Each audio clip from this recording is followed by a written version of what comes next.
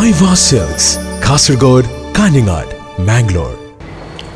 രാജ്യത്തെ പ്രതിസന്ധികളെയൊക്കെ തരണം ചെയ്യാനായി കേന്ദ്ര സർക്കാർ മുന്നോട്ട് വയ്ക്കുന്ന ഓരോ പദ്ധതികളും തകർന്നു പോവുകയാണ്.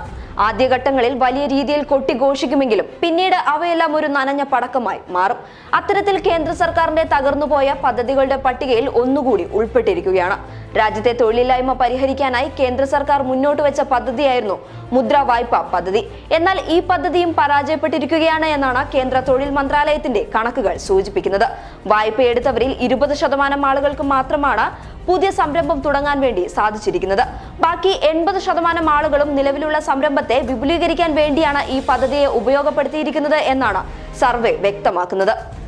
പദ്ധതി നടപ്പാക്കിയ 2015 ഏപ്രിൽ മുതൽ 2017 വരെ 1 കോടി അധിക തൊഴിൽ മാത്രമാണ് സൃഷ്ടിക്കാൻ കഴിഞ്ഞതെന്നാണ് റിപ്പോർട്ടിൽ പറയുന്നത്. സാമ്പത്തിക രംഗത്തെ വെല്ലുവിളികൾക്കിടെ കേന്ദ്ര സർക്കാരിനെ പ്രതിരോധത്തിലാക്കിയാണ് സർവേ റിപ്പോർട്ട് പുറത്തു വന്നിരിക്കുന്നത്. 2019 മാർച്ച് 27-നാണ് റിപ്പോർട്ട് പുറത്തു വന്നത്. എന്നാൽ ഇതുവരെ പരസ്യപ്പെടുത്തിയിട്ടില്ല. തൊഴിൽ മന്ത്രാലയത്തിന് കീഴിലെ ലേബർ ബ്യൂറോ നടത്തിയ സർവേ റിപ്പോർട്ടാണിത്. സേവന വ്യാപാര മേഖലയിലാണ് പുതിയ തൊഴിൽ കൂടുതലായി ഉണ്ടായത്.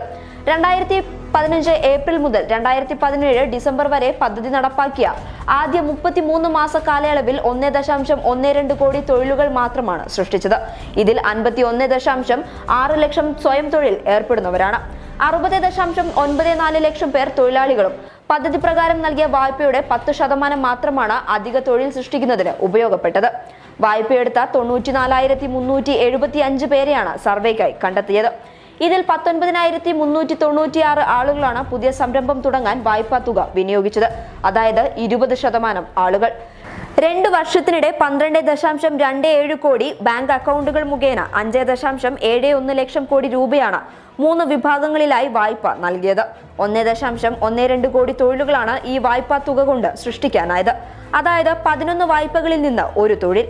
2015 ഏപ്രിലിൽ 1ാം NDA സർക്കാരിന്റെ കാലത്ത് പ്രധാനമന്ത്രി നരേന്ദ്രമോദിയാണ് മുദ്ര ലോൺ യോജനയ്ക്ക് തുടക്കമിട്ടത്.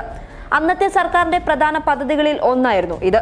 കൂടുതൽ തൊഴിലവസരങ്ങൾ സൃഷ്ടിക്കാനും സംരംഭകത്വ പദ്ധതിയുമായാണ് മുദ്ര അവതരിപ്പിച്ചിരുന്നത്.